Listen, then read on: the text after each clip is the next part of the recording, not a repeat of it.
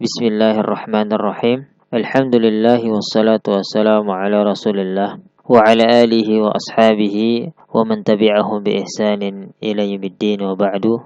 Ikhwati fillah, azani Allah wa iyyakum. Setelah kita menjelaskan hukum berkaitan dengan air, maka dibutuhkan setelah itu tempat atau wadah dari air tersebut.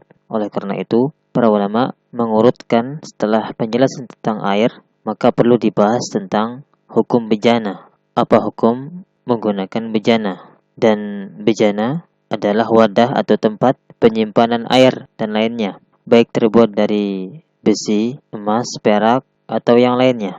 Yang mana bejana hukum asalnya adalah boleh berdasarkan firman Allah Subhanahu wa taala, "Huwallazi khalaqa lakum ma fil ardi jami'a." Dialah Allah yang menciptakan segala yang ada di bumi untuk kalian. Quran Surat Al-Baqarah ayat 29.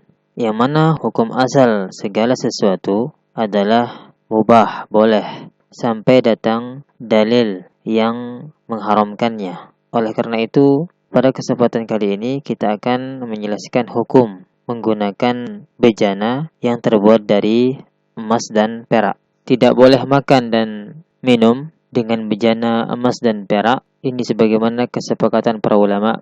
Sebagaimana Nabi sallallahu alaihi wasallam bersabda, "La tashrabu fi aniyati adh-dhahabi wal fiddah wa la ta'kulu fi sihafiha fa innaha lahum fid dunya wa lakum fil akhirah." Janganlah kalian minum menggunakan bejana emas dan perak, dan jangan pula kalian makan menggunakan piring besar yang terbuat dari keduanya, karena sesungguhnya bejana emas dan perak untuk mereka orang kafir di dunia dan untuk kalian di akhirat.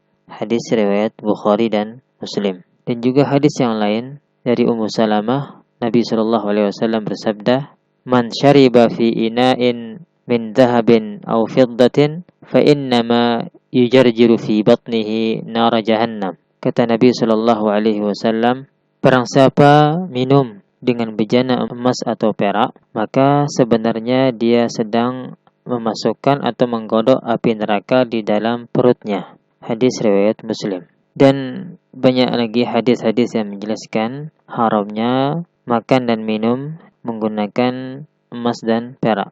Dan apakah menggunakan bejana yang terbuat dari emas dan perak ini dibolehkan untuk penggunaan-penggunaan lainnya selain penggunaannya untuk makan dan minum, seperti untuk wudu, untuk cebok, atau untuk lainnya? Apakah dibolehkan? Maka para ulama berselisih di sini. Akan tetapi yang kami pilih atau yang mendekati kebenaran adalah haram. Haram menggunakan bejana yang terbuat dari emas dan perak dalam segala bentuk penggunaannya, baik itu digunakan untuk bersuci, mengangkat hadas, ataupun yang lainnya.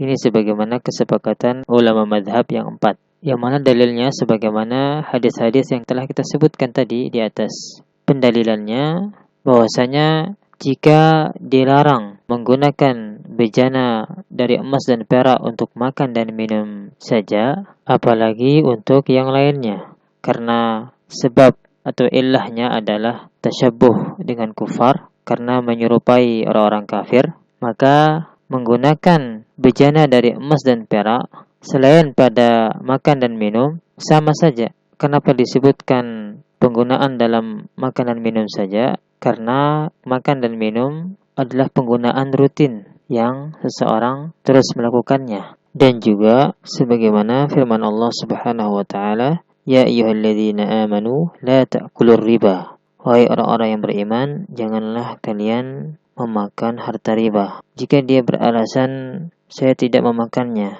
saya menyimpannya di bank saja, saya menyimpannya di rekening, dan untuk penggunaan-penggunaan yang lainnya, maka ini sama saja tetap haram. Disebutkan jangan kalian makan harta riba, menyebutkan kata makan karena penggunaan yang sering dilakukan oleh seseorang.